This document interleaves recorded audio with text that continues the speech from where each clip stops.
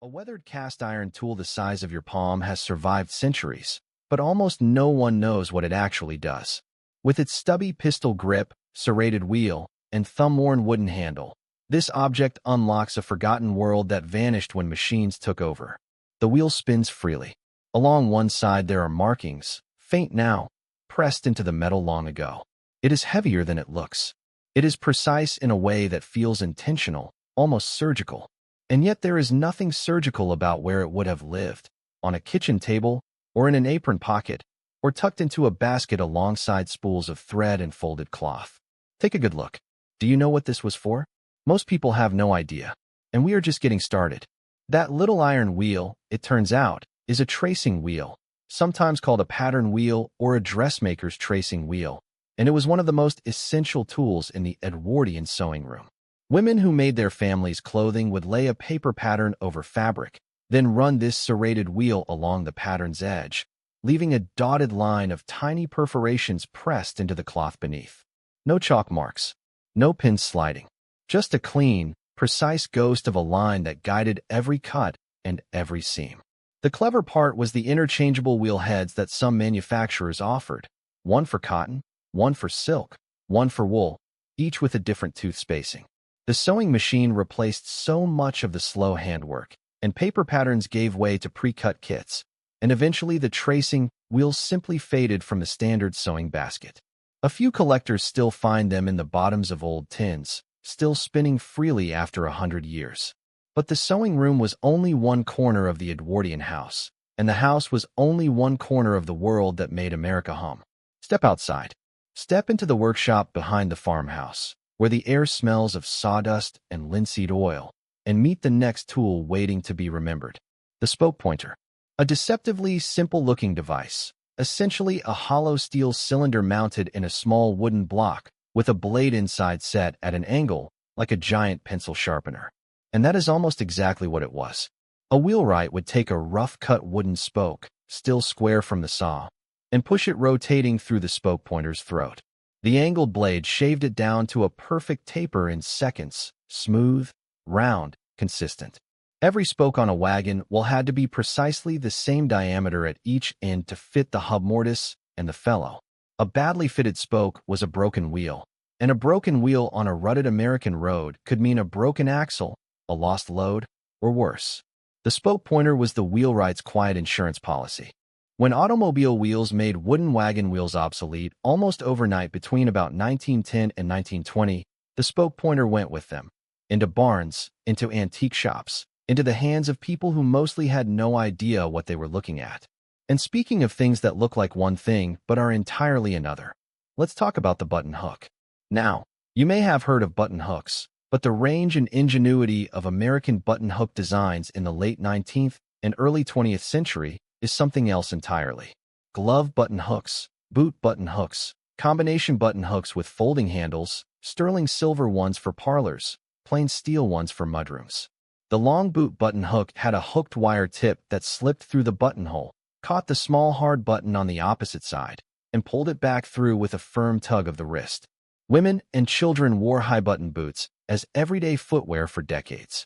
The ritual of buttoning up 8 or 10 tiny buttons per boot every single morning was simply part of life, until the zipper arrived, and then the low-cut shoe became fashionable, and the button hook became a curiosity almost overnight.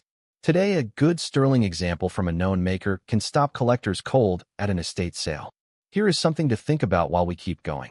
Did your grandfather have any of these tucked away in his workshop or in that old tin on the shelf in the garage? If you ever found something strange in metal and had no idea what it was, tell me about it down in the comments. These tools survived because someone kept them, and every one of those someones has a story worth hearing. Now step out of the house entirely. Go out to the field, to the fence line, to the place where a farmer is working a cold morning in the 1890s. In his hands is a wire stretcher, sometimes called a fence stretcher or a wire tightener. It looks roughly like a pair of long cast iron jaws with a ratcheting mechanism along the spine. The farmer clamps one end onto a fence post and the other onto a strand of barbed wire, then works the ratchet lever, drawing the wire taut enough that it sings when you snap it with a finger. American barbed wire had transformed the plains by the 1880s, but stringing it was brutal and unforgiving work. A slack wire was a worthless wire. Cattle pushed through it. Posts leaned. The whole fence failed. The wire stretcher was the tool that made barbed wire actually work. Later models became more refined, and the basic concept survives in modern fencing tools. But the early cast-iron ratcheting stretchers of the Edwardian era are their own category of beautiful, brutalist American ingenuity. From the field back to the workshop. From iron to a different kind of precision. The scratch-aul's older cousin, the marking gauge. A small rectangular block of hardwood, often beech or rosewood, with a steel pin or spur set at the end of a sliding arm.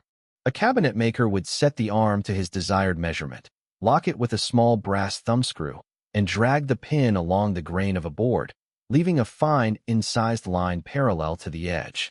Every mortise, every tenon, every dado in a piece of fine furniture started with that single scored line.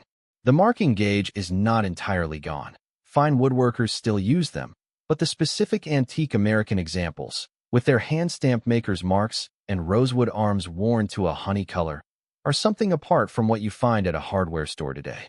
They represent a time when a craftsman set his own tolerances by feel and experience, and trusted his eye and his gauge more than any printed specification. There is a particular kind of cast-iron tool that turns up in old estate sales and puzzles almost everyone who picks it up. It is the cherry stoner, sometimes called a cherry pitter, and the American versions from roughly 1860 to 1920 came in a remarkable variety of configurations. Some clamped to the table edge. Some were mounted on a heavy base. All of them worked on the same principle. A plunger descends through a tube, driving the pit out through the bottom while the cherry flesh stays largely intact. In the canning season, a farm family might process bushels of cherries in a single day. A good cherry stoner could pit several hundred cherries an hour, which was the difference between a practical afternoon and an impossible one. When commercially canned fruit became affordable and widespread, the home canning season shrank dramatically, and the cherry stoner went from a seasonal necessity to a curiosity. The ones with original Japan finishes and intact rubber feet are the ones that stop collectors mid-stride at a flea market. Every one of these tools, the tracing wheel, the spoke pointer, the button hook, the fence stretcher, the marking gauge, the cherry stoner, was held in the hands of someone who did not think of themselves as using history. They were just doing the day's work, getting the seams straight, getting the wheel true, getting the boots buttoned before the cold air came in under the door. They were solving small, real, daily problems with the best clever piece of iron or steel or wood they had, and someone made that tool for them, and someone else sold it, and someone else sharpened it, and someone else handed it down, until one day it ended up in a barn, or a bin at an antique mall, or wrapped in a cloth in a drawer that nobody had opened in 40 years. That is where we find them. That is why we come looking.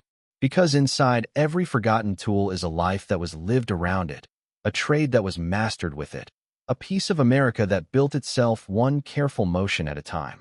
These were not glamorous objects. They were working ones. And work, real work done by real hands, is worth remembering. Like this if it took you back, and subscribe for the next forgotten tool. The workshop never really closes.